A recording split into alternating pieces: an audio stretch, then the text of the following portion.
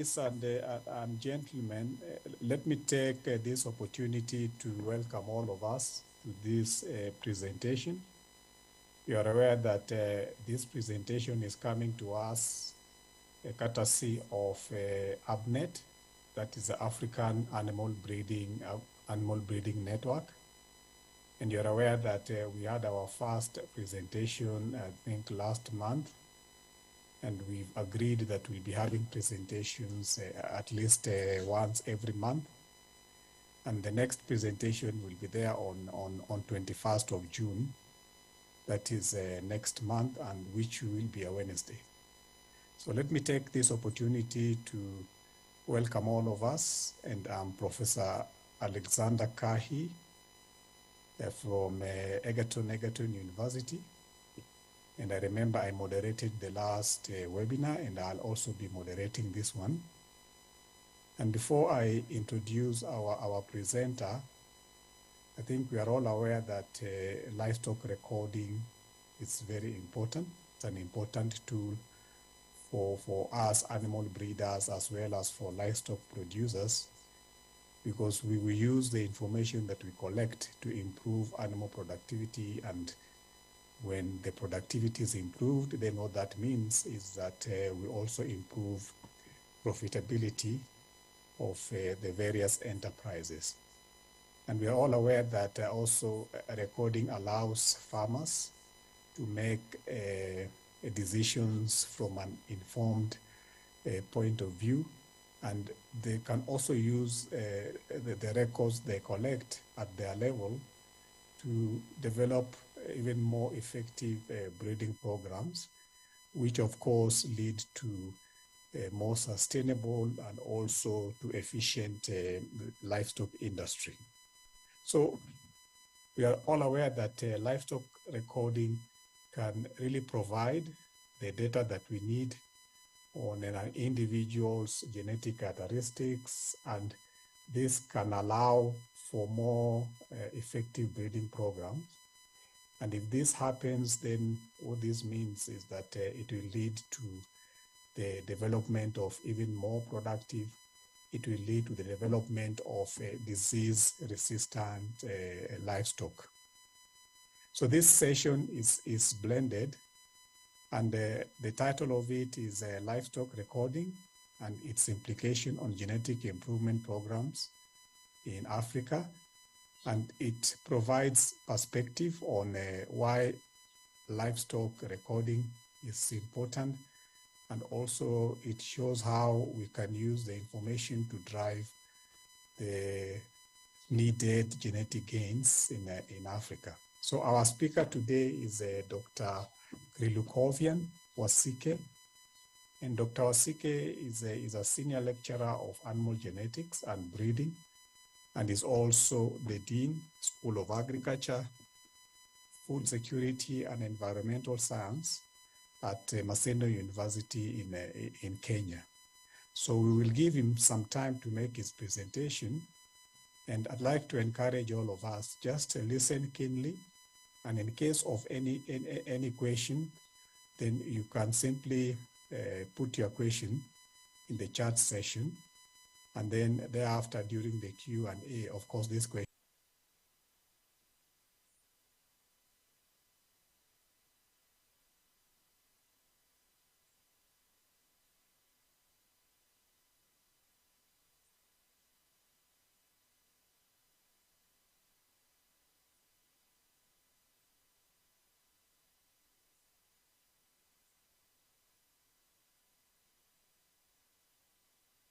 Hello, everyone. My name's Dr. Krilukovian Wasike. I'm a lecturer of animal genetics and breeding from Maseno University, where I also double up as the Dean of the School of Agriculture and Food Security.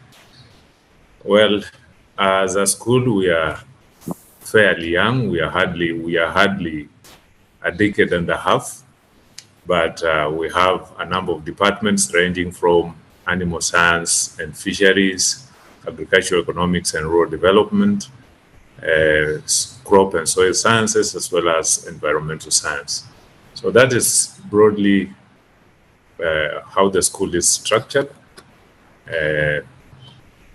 And so I want to welcome everybody to the second of the ABNET webinar series that we are now having, which is part of the capacity building program of ABNET. I will now welcome you to the presentation, and if you allow, I'll share my screen so that we can proceed together. Now, the topic of our discussion today is livestock recording and its implication to livestock improvement programs in Africa. During this presentation, I'm going to take you through perceptions around animal recording, what livestock recording is, and then we are going to look at components of animal recording system, after which we'll consider the position of animal recording within the animal breeding program. Thereafter, we'll look at the challenges and pitfalls in recording systems within the continent.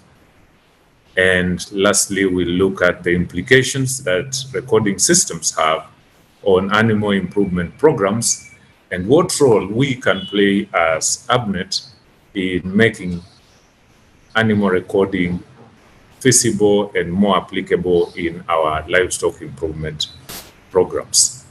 We'll start off by looking at the perceptions around animal recording and transect walk through the farming systems or livestock production systems. You will encounter a variety of opinion about what animal recording is.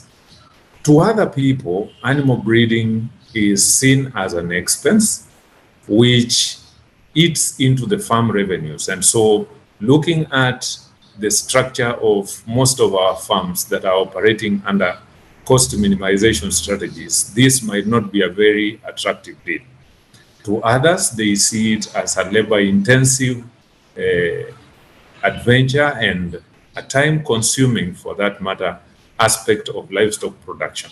If you look at the image on the left-hand side of the screen, you can see the effort that this gentleman is putting into getting information on the weight of this particular calf.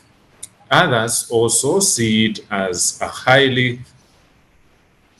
as a venture that requires highly qualified personnel and sophisticated equipment, some of which may not be within their reach. On the other hand, you can also find another set of producers that see livestock recording from a very simplistic perspective of, I only need a pen and paper and I'll be good to go.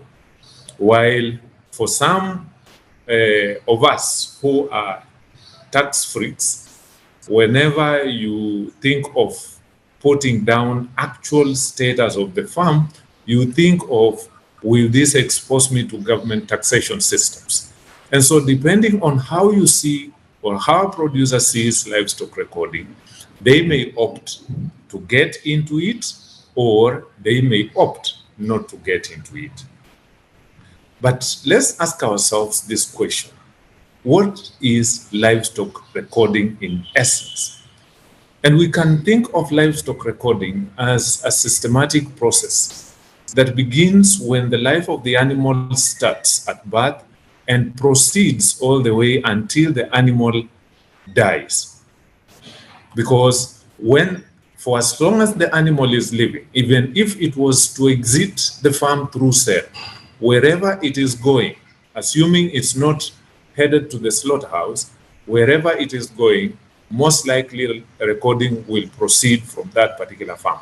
And in the event of this, which we normally call transfer from one farm to the other, then there are transfer records and whoever is selling passes on the records of this animal to the next producer who is going to live with this animal.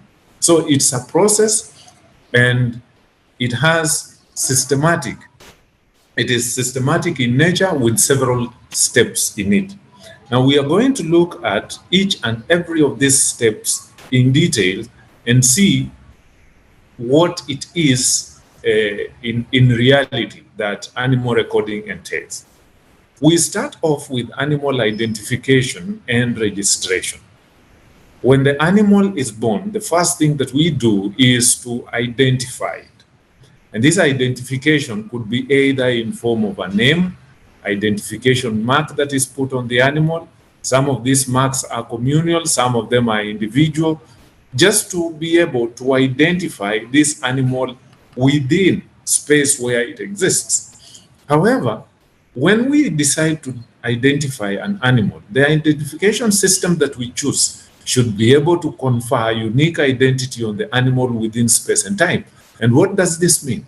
Within space, it means that even if this animal was to move from one country to another, it should remain unique. In time, it simply means that several generations down the line, there should be no any other animal within the system that has the same identification mark or identification code. And then, once we have defined the type of coding system that we want to use, we need now to identify what kind of devices we are going to use on our animals. And the choice of device should be governed by the ability of this device to withstand weather elements, and also this device to withstand or to be proof of any temper by either man or weather elements. And there are a variety of identification devices that range from ear tags, ear notches, we have tattoos, and then we have tags that are implanted with radio frequency devices. Also, we have rumen boluses that are used. We have collars around the necks of the animals that can equally be used. So all these are devices that can be used, but then for effective recording, we need to have a system that can be able, after identifying this animal, we have a system in place that can be able to help us harness information from this animal as easily as possible. As long as we have made a decision on what codes to use and what device to use, now we need to transfer this information into a registration system. So we need to establish a registry that would capture information on the animal, and also this system should be able to allow us to trace this animal back to their herds of origin. Now, when we are looking at animal registry, you want this registry to capture information, for instance, of the breed. You need to capture information about the type of the animal, the sex of the animal, and you may go further to get peculiarities about this particular animal. So in establishing the registry, there are quite a number of things that you may need. If you look on the left-hand side of your screen, this is a registration process. And this individual has gone on the farm and is interacting closely with the animals and capturing information, including photographs of the animals that he wants to register. So this is very important in making sure that the registry is able to help us trace the animals back to their herds or flocks of origin. After we have registered our animals, we need now to capture information about the pedigrees of these animals. And a pedigree record of the animal should be able to help us to effectively identify the animal's lineage in terms of who is the father of this animal, what we call the sire, who is the mother or the dam of this animal.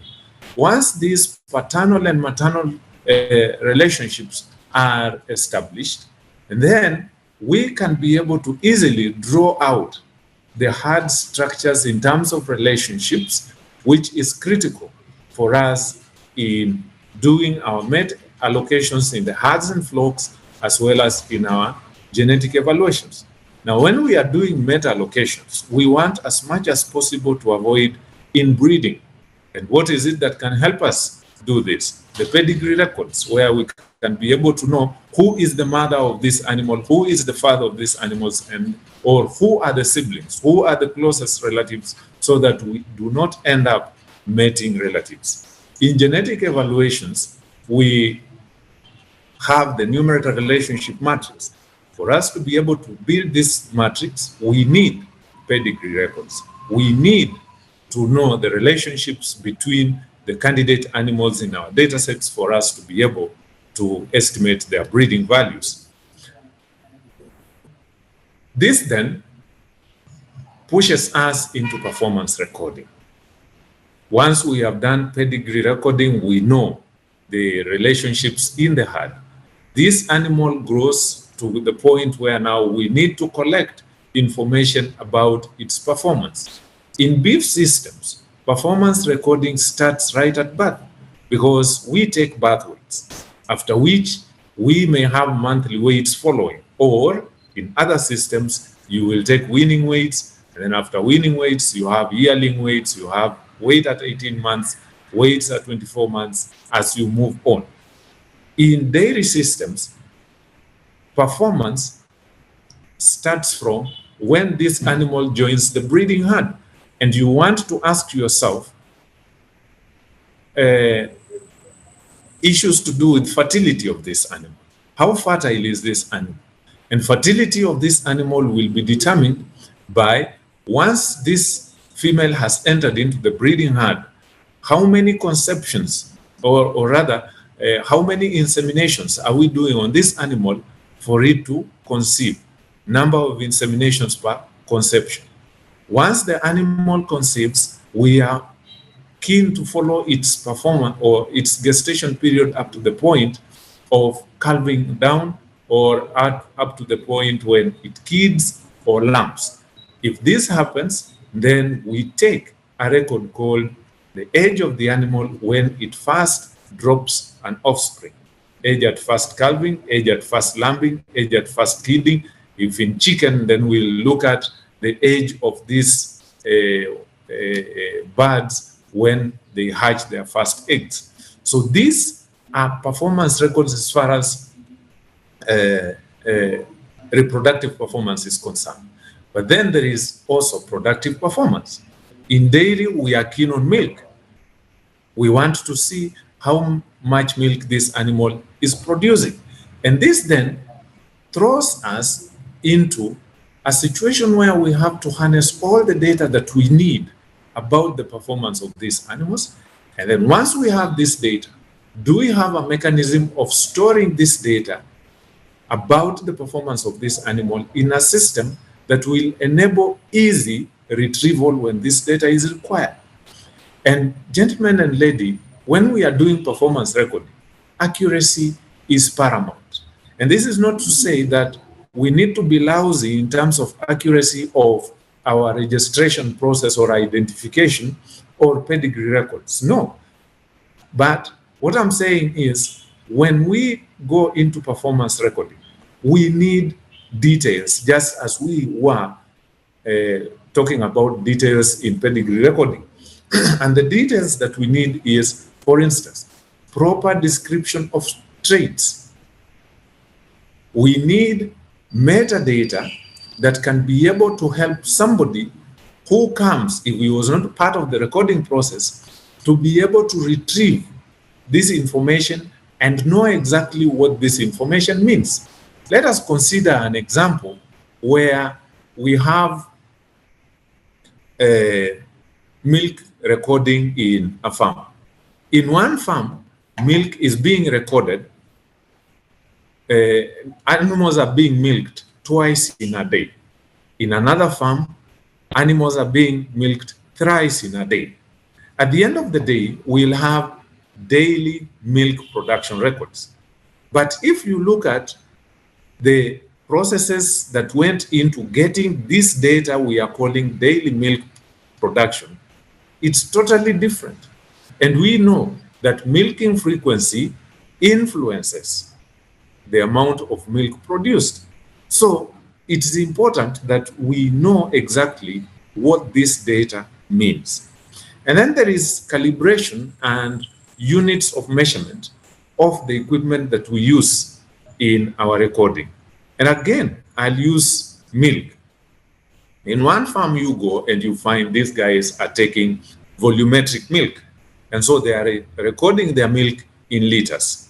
In another farm, you go and you find that milk is being recorded in kilograms. How do we receive this information and how do we interpret it? In many of the occasions, we do not do conversions. We take these records as they are. But gentlemen and ladies, the density of milk is not one. And so liters and kilograms are not the same. So we need to be keen on what are the units of measurements for the traits that we are considering. Once this information is harnessed, it needs to be transferred to a storage device or a database. And it is important that the transfer mechanism is equally accurate. If information is being captured on cards or on paper, our handwritings are not standardized. So there is a likelihood that what I have written, if I'm transferring it somewhere else and there is some other person who is going to transfer this information either to a computer or to the filing system, the ability of this person to read my handwritings is subjective. So we need to have systems in place that can be able to minimize data errors. And we also need to have transmission systems in place that minimize data transfer points, because in data management, you know that the more the transfer points, the more this data accumulates errors. So we need to have a system where whoever has collected the data on the farm is the one that is putting it into the computer at the terminal end, so that we ensure accuracy of the data that is captured. Performance recording also, for it to be effective, it needs to be consistent. We need to ensure that the records are taken on a consistent mode. We do not desire a system where we have a record of,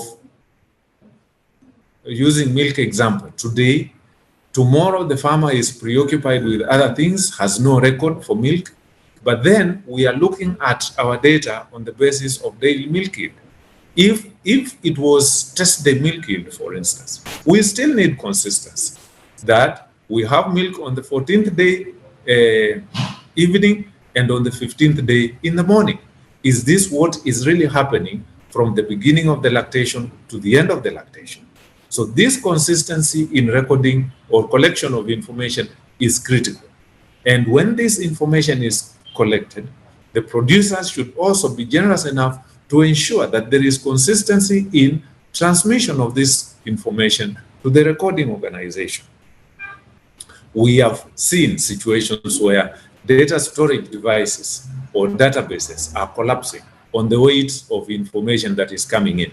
So as systems of recording, we need to put in place reliable data transmission systems and reliable data storage systems. If there are servers, we need reliable servers that are well protected. Nowadays, hacking is the in thing. So we need data systems that are really protected so that our data is safe, the transmission systems are safe, and data transferred from point A to point B does not have any infiltration or alteration coming in. If we harness this data and we have everything in place, then we can now proceed and carry out animal evaluation. And when we do animal evaluation, there are quite a number of things that we look at. I've just highlighted here a few. We want to establish mean performance parameters in our herds, in our flocks of animals. We need to establish the scope of variation in the population. This could be genetic variation, this could be phenotypic variation. We want to see the influence of the various factors, be they environmental, be they biological factors that influence performance. We need to know. We want to establish to what extent does the genetics of the animal influence its performance. And eventually, at the end of it all, the resultant of animal evaluation are estimates of breeding value to enable us carry out selection of desirable animals that can be parents for the future generations. Now, In the evaluation process, there are so many things that come into play that would influence the type of procedures that we adopt. So the evaluation process or pipeline that is chosen will definitely depend on the type of data that we have collected, the structure of this data, and the size of this data set. It will also depend on the infrastructure that we have to carry out this evaluation process. A person who have a mainframe computer system and a person who have just a desktop PC cannot invoke similar procedures in data evaluation. And then, do we have human resource that can be able to run the evaluations? If I have people who are only competent in quantitative genetics, but I have data, genomics data coming in, we cannot use it. We'll just stick to the data set that the human resource available can utilize. So, and here, this is a challenge, particularly for us in this continent, that we need adequate human resource that can be able to tap into the data systems that we are generating now and be able to utilize it for improvement of our animals. The evaluations that can be done using the data available would be fixed model evaluation or animal model evaluation. In fixed model evaluation, there is a data aspect here that comes in. How are we defining our systematic sources of variation in performance?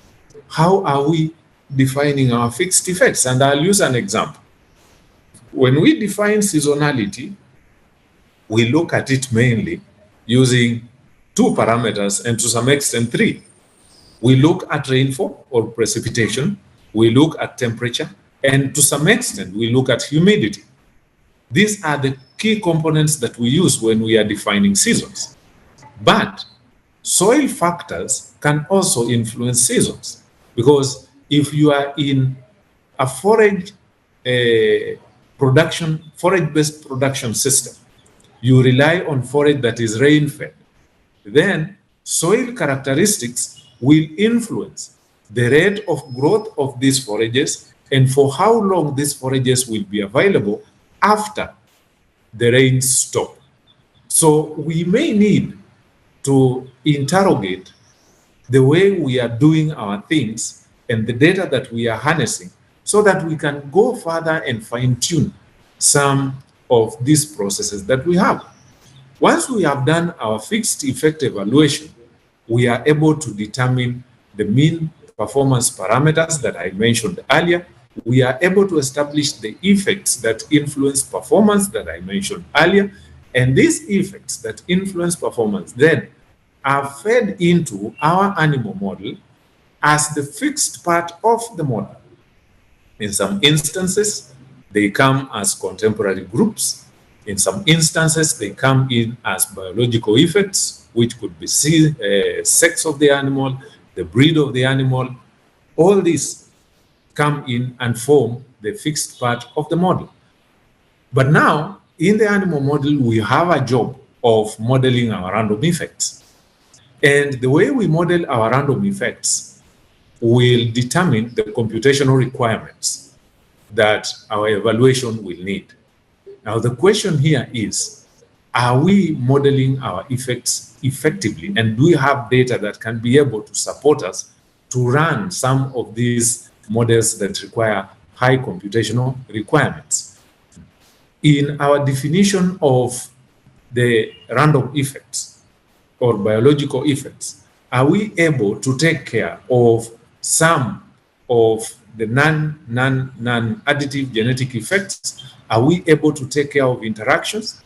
Most of our farms, and if I use the example of dairy, most of our dairy farms, we know the animals that they have are out of an upgrading program.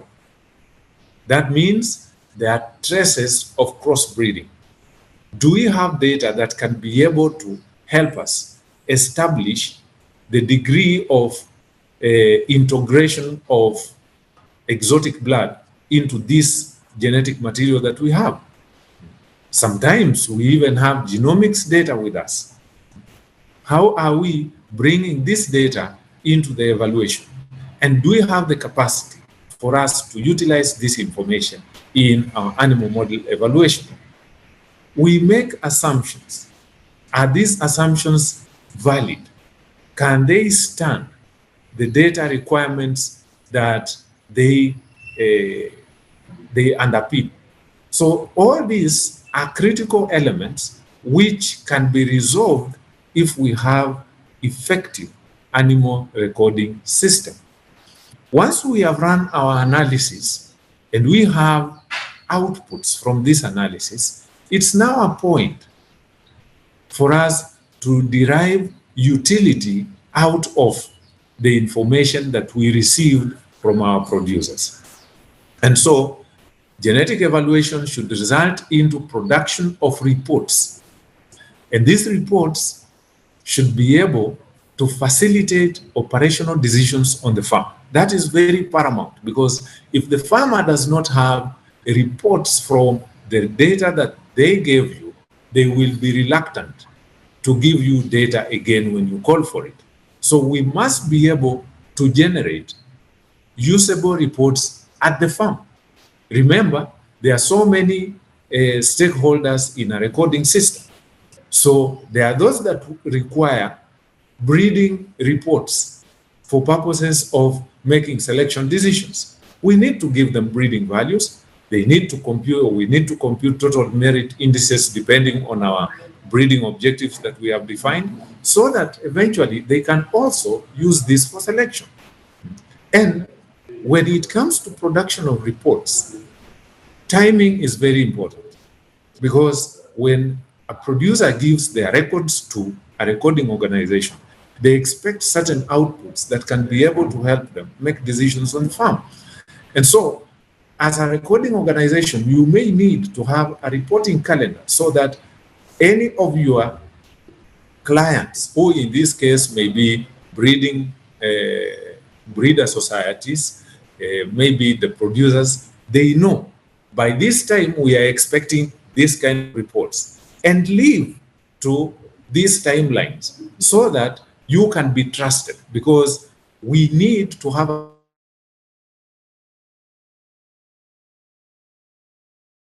a system that is.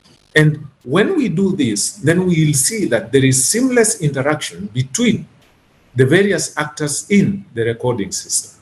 Let us generate these reports consistently so that we can be able to sustain a recording. We can look at animal recording from a systems perspective, because when we are recording, animal recording does not exist in limbo. It exists within a context that has physical and material conditions. And within this context, we have human beings, we have animals. And so there are community attributes, there are characteristics of these people. There are characteristics of these flocks or herds, animal populations that we are dealing with. And so we need to have operational guidelines that facilitate the recording process. We need to have norms and operational procedures of how we conduct our business. So we definitely need rules that define our engagement. So this is the context within which livestock recording exists. And within this environment, we have situations of operation. And we have people that are carrying out, or organizations that are carrying out the operations. In a recording system, we have animal identification, pedigree recording and registration, performance recording, and animal evaluation, and eventual use of information. For animal identification, you may need producers as the key actors, because they are the ones who keep the animals. You need ID device manufacturers, because animals need to be identified, and they need to be identified using certain devices. And then you have the handbook that is going to capture this registry or identities of these animals and store them somewhere. In Kenya, for instance, we have the Registrar of Brands. That is the entity that handles identification codes and identification marks in this country. They give identification codes to the herds, and then from the herds they can carry on like that. However, the question still would be, does this confer uniqueness within time and space? That is a question for another day, a discussion for another day. We have pedigree recording and registration. Breeder organization need to be in place. The stat book needs to be there. Performance recording, we need recording organizations. We need evaluation organization. Animal evaluation and information use, still there are evaluation organizations there, and we have the National Agricultural Research Systems as well as the Extension Service. All these people, in their interaction, they have certain expectations, which I'm calling in this case perceived intentions. These perceived intentions will definitely influence how people interact. A producer will, based on what they expect or anticipate from the breeder societies, they will go into engagement. And if these incentives are not forthcoming, they will withdraw. So we need to match the incentives of the generators of information, recipients of information, and the ultimate user of the product of this engagement. This has to be matched. If that happens, then we expect better outcomes that are going to lead into continuity of recording. Allow me, gentlemen and ladies, to look at the position of animal recording in the breeding program. I extracted this image from the animal breeding training resource, the International Livestock Research Institute, ILRI. And I want to also be grateful to members of ABNET that were part of the process of generating this particular resource. Now, when we look at this diagram, animal breeding program has several components, ranging from policy issues to real animal breeding issues of animal evaluation, breeding value estimations, selection and mating, and genetic progress monitoring. Now, all these things are interrelated and they kind of flow in a cyclic manner. However, the question is, where does animal recording fall? And on this circle, animal recording falls as a component within the breeding program. And this is a school of thought that I would like us to interrogate and see whether truly animal recording can be compartmentalized and put at a particular point and not across the various operations of a breeding program. When we look at the highlighted area, we have agricultural policy, values, production systems, and characteristics of populations. Flipping back to the systemic view of animal recording, this would fall within the context of animal recording, the environment under which animal recording is taking place. What is it that the market wants? If the market rewards for volumetric milk, then definitely we are going to keep records of volumes of milk. If the market demands for quality of milk, that is what we are going to go for. Socioeconomic and cultural values. What is it that is the norm or practice of our producers? What kind of production systems do they fancy or operate within? And what type of animal populations do they keep? These are questions, if you interrogate, you will need records. You will need to interact with these farmers, draw records, and then these records are the ones that you are going now to use in your definition of breeding objectives. And when you define your breeding objectives, definitely you will need explanations or statements that describe the objectives. You will need statements that describe your selection criteria traits. This is data.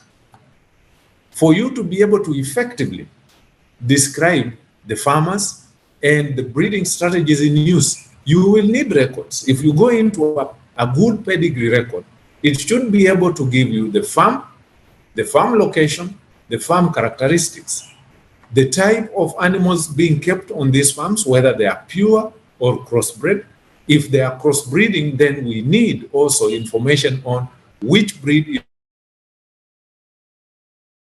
It also means that you must have established which of these breeds exist in this farm. So pedigree recording becomes important in this particular segment of the breeding program. And then we have now the specific point where this resource puts livestock recording and data processing.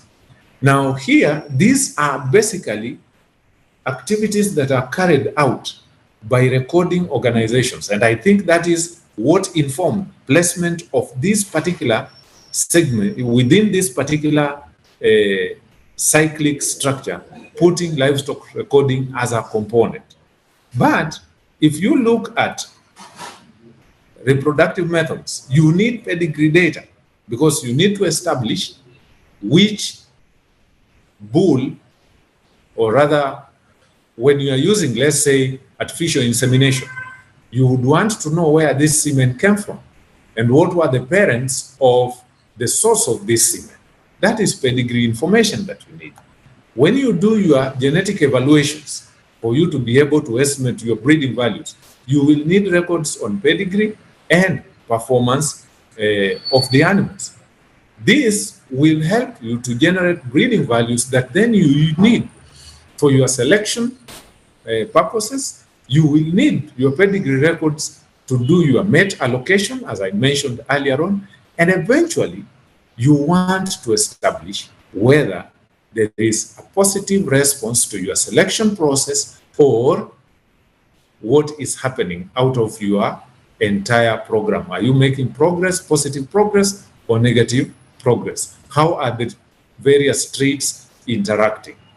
All these require records. So, ladies and gentlemen, what I'm trying to say is that we cannot just segment this breeding program and put livestock recording at a particular place. Livestock recording encompasses all the processes that take place within the breeding program. And so, in a nutshell, if livestock recording doesn't work, then our breeding programs will yield very minimal outputs. Let us look at the challenges and pitfalls in the recording systems within the continent. When we look at our producers, they operate under cost minimization strategies because they have limited production resources. And what does this portend to a recording system? Remember, livestock recording is perceived as a cost component. It's perceived as a labor-intensive component. So it simply means that it's going to draw from the farm revenue. And if I'm operating under cost minimization strategy, I might not be willing to incur further costs by installing a recording system. I want to shy away from it. That is a question that we need, all of us, to provide responses to. How do we mitigate the situation of limiting production resources so that animal recording can have space? And then we have systems of livestock production. Many of our producers are either extensive or semi-intensive. And in their operations, they are quite dynamic because they want to try and make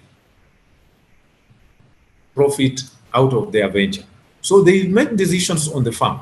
Some of these decisions are not captured as data because in the definition of data is capture the ID, the sire, the dam. And then record milk as it is being milked. But what is happening in the feeding barn? Have we changed our rations? And so will this change of ration translate into changes in milk production? These are things that sometimes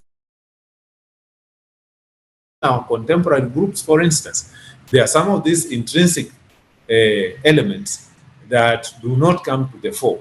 Although, again, I know that going to those kinds of levels sometimes may really complicate the evaluation process. There are also issues of herds and flocks within our systems. And gentlemen and ladies, you will agree with me that quite a number of times, publications or manuscripts from the continent have been rejected in high-end journals because of the sizes of the data that we have used in our evaluation or in our studies. This is a product of the sizes of herds that we have. Okay, small herds, small flocks translating into very small data sets. How do we mitigate this?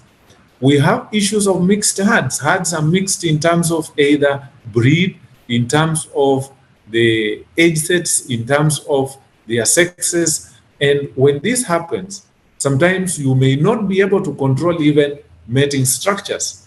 To the extent you may think it is a purebred flock, but then there is some integration that you don't know where it came from. Maybe these animals met somewhere in a communal grazing place, and then something happened, and you end up seeing a whole lot of things within your populations. There are also issues to do with inefficiencies in the recording system that result from partly poor interaction between the actors in recording, and I've mentioned this, ineffective government regulation or self-regulation and enforcement of some of the guidelines that we have put in place to ensure that our recording systems work. We also have a problem with human resource that can be able to manage recording at various levels. And we also have problems to do with late release of outputs from records that are submitted. This could be partly because of the inadequate human resource or partly because of the poor interactions. At times, gentlemen and ladies, we get data that is really diverse, and it takes a lot of effort and time to bring it to a form that is acceptable for evaluation. And in the process of doing this, sometimes we knock off enormous volumes of records because they do not conform. Yeah. So we really need to have standards in place that can govern our recording systems so that when we are talking about evaluation, then we have standard records coming in, which make data management processes also very easy, and the time it takes to production of the final outputs or reports is also kind of accelerated. Now we can look at implications of records on animal improvement. When we look at livestock recording systems, they avail quite enormous amounts of information that generate outputs that we need to make genetic improvements on the farm, that we need to get general improvement in the way our animals perform on the farm. And this therefore means that if we have inefficiencies in our recording system, the repercussions will be quite grave. Take it this way. You have disjointed pedigrees and you are recording, your performance records are not as consistent as you expected. This will definitely translate into inferior evaluation procedures. You cannot be able to invoke certain powerful evaluation procedures that would give you estimates of higher accuracies. So if you use inferior evaluation procedures, definitely you will end up with inaccurate or biased evaluation results. And if you were to use this biased or inaccurate evaluation results into selecting who becomes a parent, you will end up with slowed rate of genetic progress in your populations. And some of the people who gave you the data will feel disenfranchised because they invested into recording, but they are not seeing the anticipated results. So this is important for us to think in terms of how we can improve the efficiency of livestock recording. And this is where our role comes in as a network. There is need for us to support the existing systems, and where they do not exist within our countries, let us work towards having them established. We can offer our technical expertise to the recording organization. We can lobby governments. Look across the continent of Africa. Very few of our governments are going into support of genetic improvement programs, especially for animals with long generation intervals. Why? Because governments are political systems that fit within political circles. And so they want to tap into animals that have short generation intervals so that they can have a multiplier effect, that they can stand on a podium and say, I did this and these are the results. In a political circle of 5 years, you will hardly have obtained any results from dairy programs, dairy cattle programs. And so you look across, you will find chicken programs being supported, goat programs being supported, but to a very lesser extent, do you see intentional investment by our governments in cattle programs? If it is not for the producers themselves organizing themselves into breeding systems that can be able to safeguard their interests. We need, gentlemen and ladies, to form collaborations and networks that can facilitate or mitigate the situation of small data sets.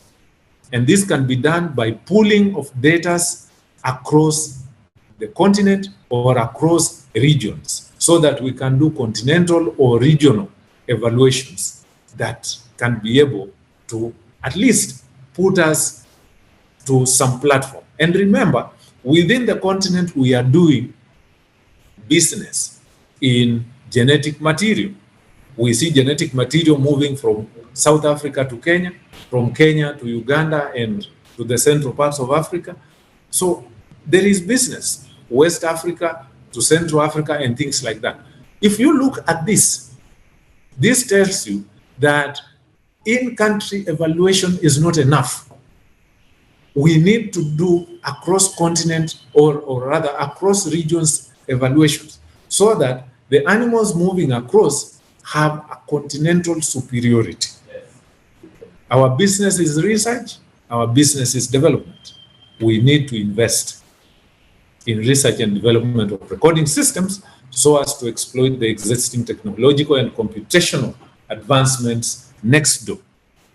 We have genomics. How much are we doing in that? How much are we doing? We are in the era of omics. To what extent is the African continent tapping into this resource? Do we have the infrastructure that can be able to help us harness this data? And this will still fall back into collaborations and networks. We are working in various organizations. How do we harness our various institutions into one mega institution that can be able to pool resources and tap into these existing technological investments? If we are able to do this, we are going to make very serious strides in seeing animal recording take its position within the livestock improvement system. Thank you very much, ladies and gentlemen.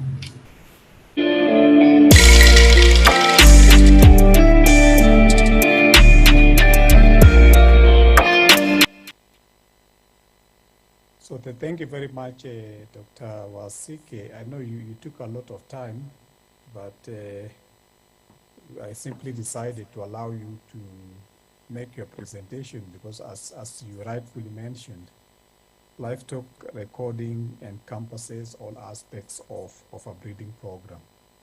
So thank you for your presentation that has really enlightened us. And this is now the time for questions. I know we don't have a lot of time, but I will simply allow maybe 5 minutes of a Q&A from the audience.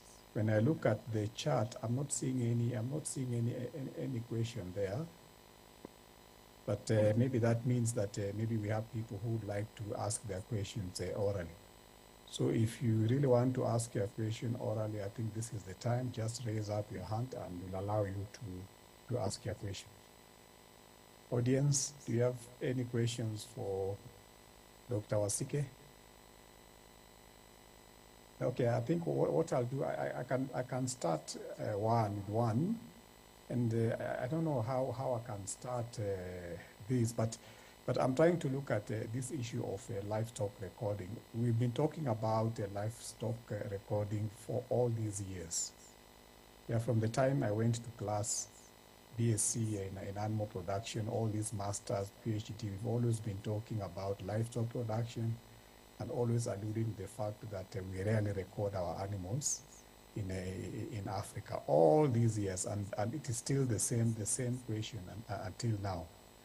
Now, I don't know from your point of view, why is it that when you look at the levels of livestock recording in the African context, I think these levels are lower than in the other continent?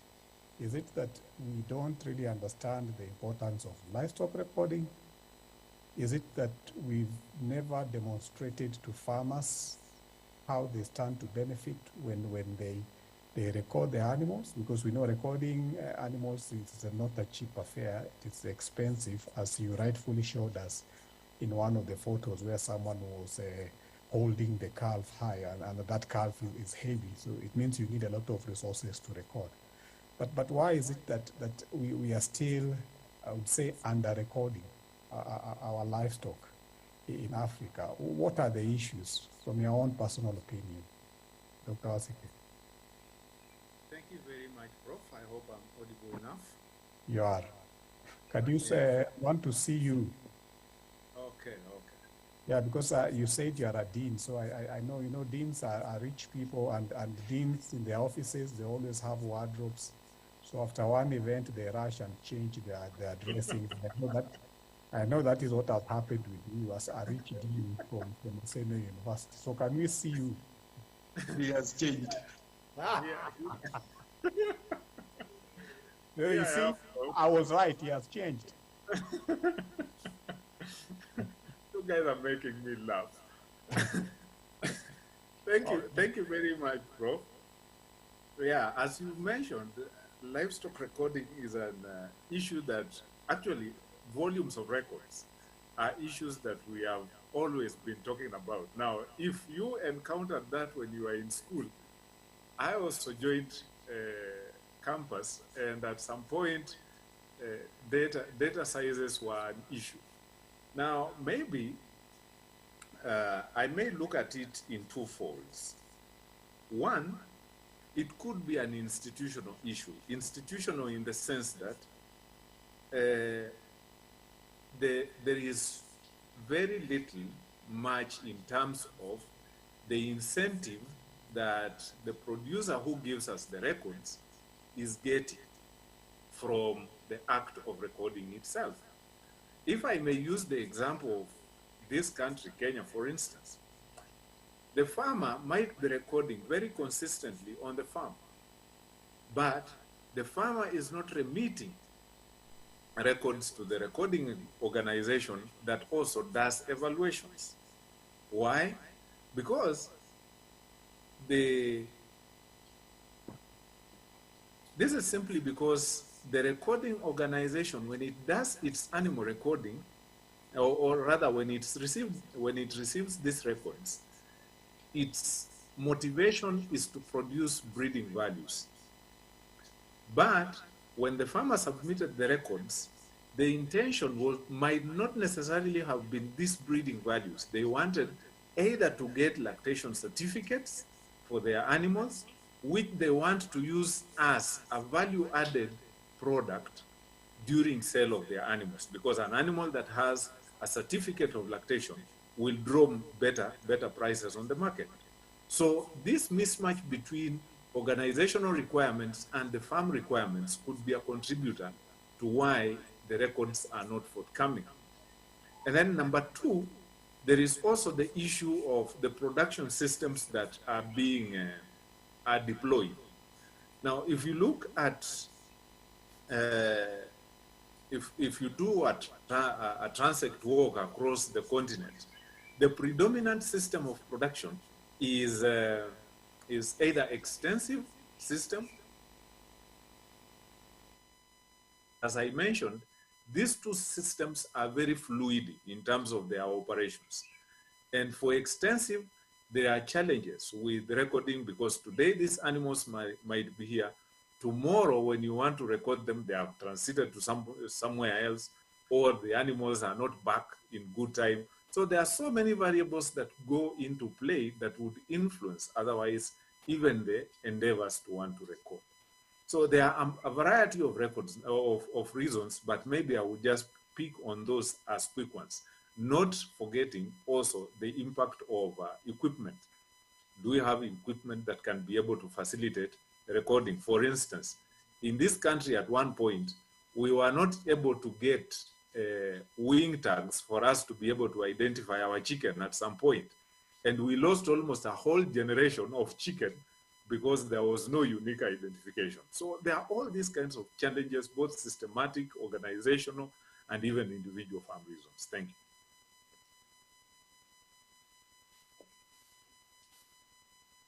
you. Thank you very much, Dr. Wasike. I'm seeing a hand up. Dr. Keno. Thanks a lot, Prof. Thanks a lot, Dr. Wasike, for that nice presentation on livestock recording. And I just want to go at the point where you started. You said people perceive recording to be expensive. Some perceive that it will be a way that through which they will be taxed. And as Prof said, this thing, people have been talking about it since time immemorial, the issue of recording. If I give an example with what we have in the dairy sector, 20% of our cows in the commercial farms, that is where they record. But the better 80% in the smallholder are not recorded. And that could attribute to rejection of the manuscripts that you are talking about. So the issue here, could it be that most of the farmers, they don't know or they lack knowledge on the fact that records is supposed to help them at the farm level to make the daily decisions. Then with us, as maybe the researchers and all that, we come at the tail end. Because if I'm doing something as a business, I need to keep some records in order to help me know whether I'm doing good or I'm not doing good if I analyze that record. Could it be that this is what is lacking? This is what our farmers in Africa don't know, and that is why they feel that recording is expensive. Thanks. Thank you, Tobias, for that. As you rightly said, there are all these perceptions, and you have narrowed down to the lack of knowledge that records are important. But I wouldn't actually want to say that our farmers are ignorant of the importance of records. These people know the importance of records, but the value that they derive from the records may not be good enough an incentive to make them record. And so we may want to kind of hype up the value that the farmer can get out of recording. And this goes a very long way. It's not just a one-off thing. We need to be involved as scientists, because a number of us are so withdrawn from this issue of recording, but then we come at the tail end and we want to go to a recording agency to look for these records for our own benefits. We may need to get involved right at the farm level, at the institution of a production system. When we are defining what production system to use, that would be the point. And part of the instruments that are required to make the production system work, recording should be made to be part of it. But in many cases, this is not included. Okay, thank you for that, Dr. Wasike. I'm just seeing some comments. There's one that talks of the message that was very important to me, and that is from Eddington.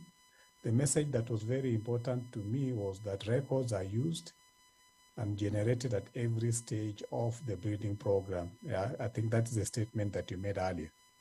And then there is another one here on trying to recommend that one of the best solutions we should follow in our countries in Africa is setting up national systems for recording our livestock species with support of the government and policymakers. Individual efforts does not help much, and that is his point of view. But on that, of course, recording starts somewhere, and it's supposed to be an individual who owns a farm who starts recording. And then if we have a number of individuals recording, then the government will see the need for a national system for recording. So we cannot start up when down, when people are not recording. And then there is the other question here from Victor, which is linked to what I've just said. Is there any requirement, regulation from governments for the recording of animal identities for the sake of monitoring of animal movement? And this is relevant for disease, monitoring of diseases as well as food safety issues. And this is usually a starting point for the motivation of animal recording, especially of ruminant animals, big and small. And as you respond to that, kindly look at what happened in the dairy sector in Kenya. You remember those days we used to use very funny containers to sell milk, those days and what. And then there was a time, through the Kenya Dairy Board, I think they came up with the regulations that it was illegal for one to be seen selling milk in a container that is not recommended. And you can remember what happened because it was a government regulation, so all of us had to conform. So can we use the same to ensure that people record their IDs, their animal IDs? Can we use the same rules and regulations and let this come from the government? Let it be an act or something. Can we do that to ensure that people record? Wasike? And that is the last question. And then after that, we close. Wasike? Okay, thank you very much, Prof. Actually, it is important for us. I want us to look at it this way. How have we been able to achieve birth registration in humans? At the point of birth, every child is registered. And it's a government requirement, okay?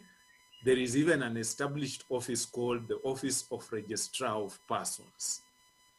At some point, before you can access government services, you are required to have a national identification card that identifies you as either Cameroonian, Nigerian, Kenyan, and all this kind of stuff. So this is what is required. We have, like I mentioned during my presentation, the Office of Registrar of Brands. This is the person who is supposed to be in charge of registration codes. And actually, there is a legislation to that effect. You can't just come up with your code and start branding animals the way you want in this country. No. So what we need to do, and what would most likely work very fast, is deny entry of products that are not traceable to the market. Very easy. A producer is coming with a can of milk, and the question is, where is this milk coming from? which is the farm? What are the animals that contributed to this? If that question is raised and somebody sees that he cannot or she cannot access the market through just because the animal is not effectively identified, then they will do something. You mentioned the issue of the Kenya Dairy Board and the way they handled this. And there was also a problem here, because when we instituted this regulation, the Kenya Dairy Board became the policeman. The milk police. The milk police, and they were arresting people. So people are running all over the place with milk. Until at some point now, what they did was to start capacity building when they saw that this was affecting, people are playing hide and seek with them. And so milk quality was being affected. They started capacity building, to capacity build the milk hawkers on why they needed this alternative equipment to carry milk. And now this thing has become a systemic issue. Everybody has conformed. So we can go that direction, blend enforcement and capacity building for the importance of recording. And this will just speak up. It conforms to what Mohammed is saying. Mohammed says that before regulations, you remember we had these regulations by the Dairy Board and what? They issued regulations, but the farmers were not trained. They didn't know what to do and what. So what Mohammed is saying that before these regulations, he thinks the government should show up the importance of recording through social media and TV shows. So we have regulations, but the government should go to the extent of sensitizing people on what the regulations are all about, the importance of recording and that. So I've got one comment here from Zimbabwe. What I've observed in the cattle sector in my country, Zimbabwe, is that often farmers have the records, yes, and the memory about the animals. Because of the small herds, those records are not written down and are not recorded in formats different from those we all have conception of based on Western education. I'm thinking aloud here, don't we need to do things differently? I had not with that sometime. Don't we have to have our own way of recording, consistent with our farmers' way of doing things? So sometimes we can talk of, based on the Western education and what we can talk of, there is no recording. But I'll tell you that there is the recording, but the only thing is that they don't put it down on pen and paper.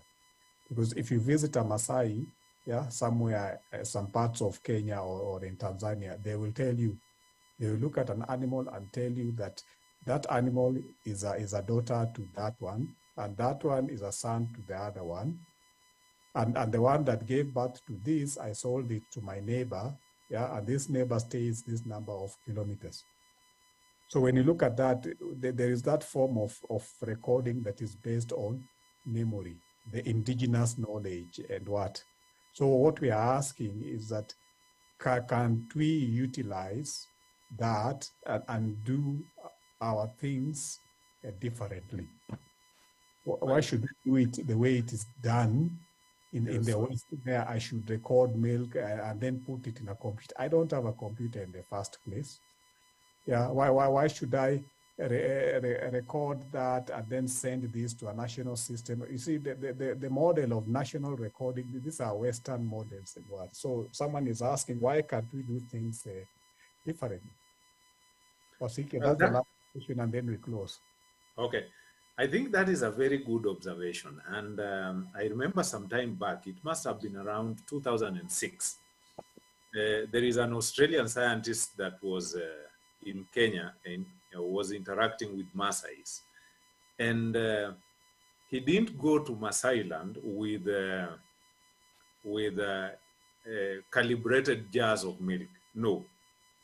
He went there and found Maasais were actually kind of collecting all the milk that has been harvested from a cow into one bottle. So what he did was to look at what is the volumetric quantity of this bottle. And that is the measure that he took.